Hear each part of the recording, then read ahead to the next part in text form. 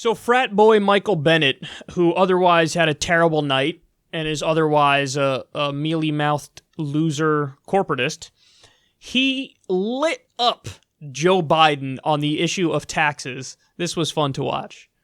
It does sound as if you haven't seen what's been happening in the United States Senate over the last 12 years. It didn't happen. Why? I have seen what happened. Just since we were vice president, we needed 3 votes to pass an $800 billion recovery act that kept us from going into depression.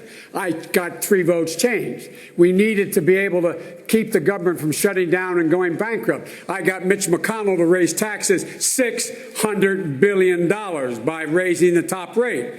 And as recently as after President got elected, I was able to put together a coalition of the Cures Act that billions of dollars go into cancer research, bipartisan. But sometimes you can't do that. Sometimes you just have to go out and beat them. I went into 20 states, over 60 candidates, and guess what? We beat them. We won back the Senate. Thank you. Chuck, Thank you, the problem with what the vice president... 30 seconds. Go ahead. Sometimes you do have to beat him, but the deal that he talked about with Mitch McConnell was a complete victory for the Tea Party. It extended the Bush tax cuts permanently. The Democratic Party had been running against that for 10 years. We lost that economic argument because that deal extended almost all those Bush tax cuts permanently and put in place the mindless cuts that we still are dealing with today that are called the sequester. That was a great deal for Mitch McConnell. It was a terrible deal for America. Thank you, Senator. Oh, Biden looked like a deer in headlights, dog. Oh my God. He was like...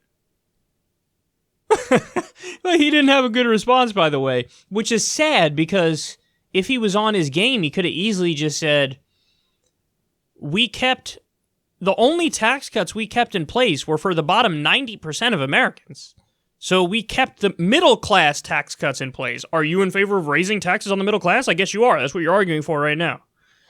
He could have said that if he didn't just suck, but he sucks. So he didn't know how to deal with it and he melted down. Oh, that was so bad. And Michael Bennet is hilarious, man. First of all, the thought that nobody in America knows who he is, and everybody's like, who the fuck is this guy? And then second of all, he really sounds like a frat boy, or like a surfer or something. Joe, listen to you, bro. Bro, listen to you. I mean, what you're talking about is totally not even rad, bro. I mean, like, the Bush tax cuts and whatnot? Come with me instead, everybody. I have a tubular tax plan. Far out, dude.